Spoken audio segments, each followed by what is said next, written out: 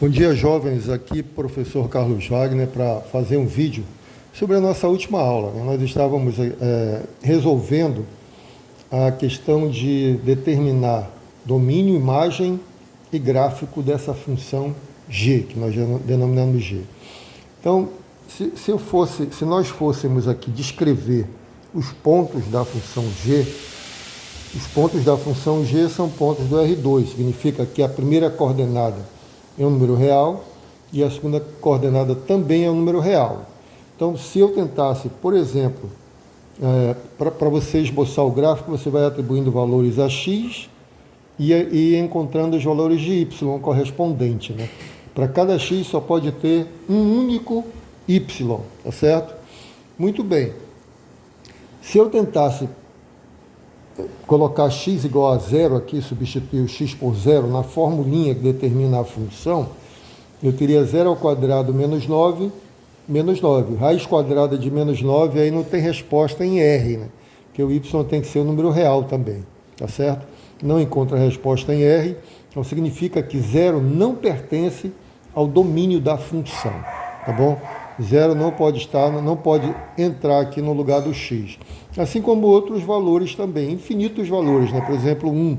Também não cabe aqui 1, porque 1 ao quadrado é 1 menos 9 dá menos 8. Raiz de menos 8 também não encontra resposta no conjunto dos números reais. Muito bem. Aí você pergunta, mas que valores eu vou poder então atribuir a x? Isso é que nós chamamos de domínio da função, tá? Domínio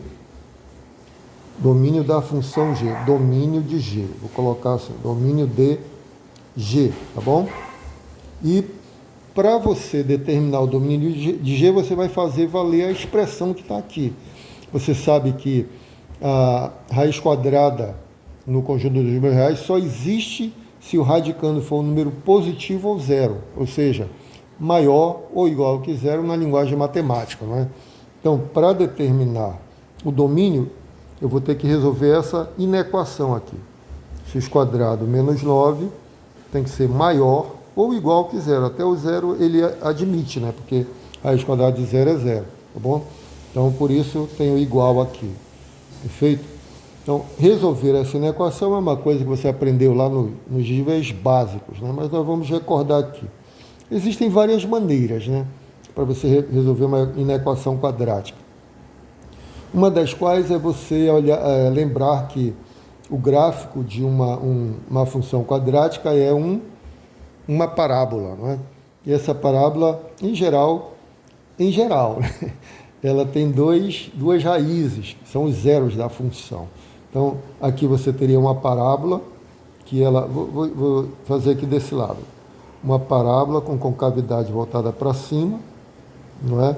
Que corta o eixo do x, no que nós chamamos de zero ou raízes, que no caso aqui são menos 3 e 3, né? E menos 3 ou 3 elevado ao quadrado dá 9, menos 9, 0. São os zeros da função. Então aqui no 3, menos 3, e aqui no 3, tá bom? E aqui você já tem a resposta da inequação. Porque você pergunta assim, quando é que essa função é nula? Quando é que é igual a zero? É igual a zero aqui no menos 3 e no 3, tá certo? Ela é zero no menos 3 e no 3. E quando que ela é positiva?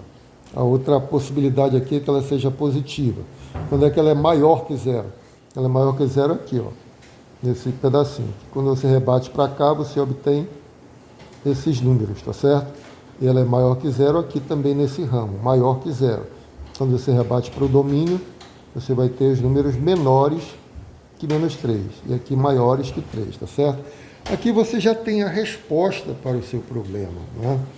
O x tem que ser ou menor que menos 3, ou maior ou igual porque também admite o zero, né? Igual a 3, tá certo?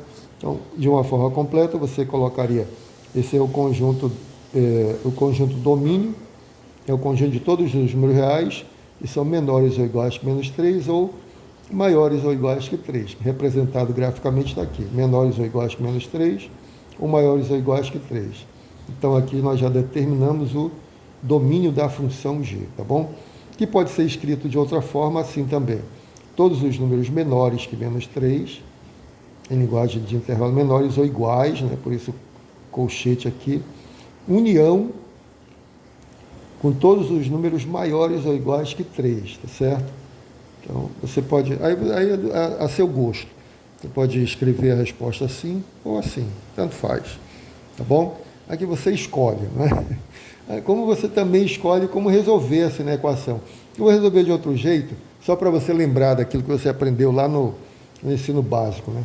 Nós usamos aqui a parábola, né? E chegamos à conclusão, mas você poderia usar a decomposição desse polinômio. Como é que se decompõe em fatores? Isso se chama fatoração, né? Você tem aqui uma diferença de 2 quadrados, que vai dar quadrado, é a soma, o produto da soma pela diferença, né? Soma pela diferença, maior ou igual que zero. E esses aqui são exatamente as raízes da função, os zeros, ó. Que o menos 3 anula esse binômio, né? Menos 3 mais 3, zero, tá aqui. E o 3 anula esse outro binômio, 3 menos 3, zero, aparece aqui, ó. Tá certo? Bom, aí você faz aquele diagrama que você aprendeu lá, que a garotada gosta muito, é um diagramazinho assim, onde você vai colocar os binômios, né, os fatores ali. Então você tem o binômio x mais 3, o binômio x menos 3, e aqui o produto, né, que é x ao quadrado menos 9, que vai te dar a resposta do problema, né? Deixa eu mudar aqui a cor. Você tem que um dos binômios se anula no menos 3 e o outro se anula no 3, tá certo? Então você vai ter isso aqui. O primeiro se anula no menos 3, aqui vai dar 0. Vou colocar z de 0, tá bom? Z de 0. E aqui x menos 3 se anula no 3. 3 menos 3, 0. Anula bem aqui, no 0. Ok? Como essa função é positiva aqui, ela é crescente, né? Então passa do menos para o mais. Deixa eu colocar em colorido para ficar legalzinho. Passa do menos para o mais, né? É só você ver, né? Quando o número for 0, por exemplo. 0 mais 3, 3 é positivo. 4. 4 mais 3, 3 é positivo. Se você pegar um número menor que menos 3, como menos 4 mais 3 dá menos 1, que é negativo, tá bom? O mesmo acontece com o outro binômio, né? Ele vai de menos para mais. Menos, aí zera, aí passa para o mais, positivo aqui, certo? Aí você faz o produto dos sinais, para saber quando o resultado é maior ou igual que zero, quando é positivo ou zero. Faz o produto aqui. Menos por menos dá mais. Mais por mais dá mais. E menos por mais dá menos, né? E aqui no zero, quando você multiplicar qualquer coisa por zero, vai dar zero, né? Zero. Tá bom? Aí você, aqui nessa última linha, você põe a resposta do problema, né?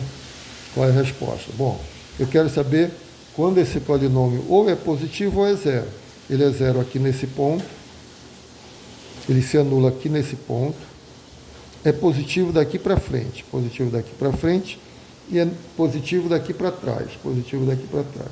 De novo, eu obtenho a resposta. Ó. A resposta aqui é x é menor ou igual que menos 3, ou x é maior ou igual que 3, ó, x maior ou igual que 3. E essa é a resposta, esse é o domínio da sua função, tá bom? Domínio da G. Coincidindo com o que você, o que você fez em cima. Domínio da G é o mesmo conjunto, né? A mesma resposta, se você pode olhar para cá, até graficamente, para você ver, né? Agora, e o gráfico dessa função? Bom, o gráfico, vou fazer o gráfico aqui, tá? Nesse espaço, para não... nós já vimos que, bom, domínio são números menores ou iguais que menos 3 ou maiores ou iguais que 3. Aí você pode aqui ir atribuindo valores, por exemplo, 3. Quando x for 3, o y vai ser 0, né? Porque 3 ao quadrado, 9 menos 9, 0. O mesmo acontece com menos 3. Menos 3 0. Se eu atribuir 5, 5 pode porque 5 é maior que 3, né? 5 ao quadrado, 25 menos 9, 16, raiz quadrada, 4. Quando for menos 5, a mesma coisa, não é? É uma parábola, né? E aí por diante, né? Você vai descobrindo quais são os pontos do gráfico aqui, os elementos da sua função, né? Então, 3 e 0. E note que, quando você tiver a raiz quadrada, para que ela seja função, você adota só a raiz positiva, tá bom? Raiz positiva. Cada elemento do domínio tem que estar associado a um único elemento do contradomínio. 3 só está associado ao 0, menos 3 só está associado ao 0, o 5 está associado apenas ao 4, menos 5 ao 4 também. Ou ao contrário, a imagem pode estar associada a vários elementos. O 0 está associado a 3 e 0 está associado a menos 3. 4 está associado a 5, 4 está associado a menos 5 e assim por diante. Então, o gráfico vai estar todo acima do eixo, né? Porque aqui só vai aparecer números positivos ou 0. Então, eu já sei quem é a imagem, né? Imagem, vou escrever aqui a resposta. Imagem de G são todos os números reais, maiores ou iguais que 0. Tá bom? Eu esqueci de colocar assim. Vou pôr do jeito que eu estou fazendo. São todos os números reais, as Q e Y maior ou igual que 0. Que você pode escrever assim também. Todos os números maiores ou iguais que 0, que você pode escrever assim também. R mais. Todos os números não negativos, né? 0 e os positivos. É assim que você escreve. Tá bom? Então você pode escrever a resposta assim, assim ou assim, tanto faz. Aí você escolhe também. Aqui é bom que você escolhe do jeito que você quer fazer. Bom, você tem o 3 aqui, tem o menos 3 desse lado. Cada um tem imagem 0, né? Aí eu vou colocar o 5. Então, digamos que o 5 seja bem aqui. 5. E o menos 5 aqui desse lado, menos 5. Eu descobri que o 5 é igual a 4, né? 4 vai ser aqui, 4.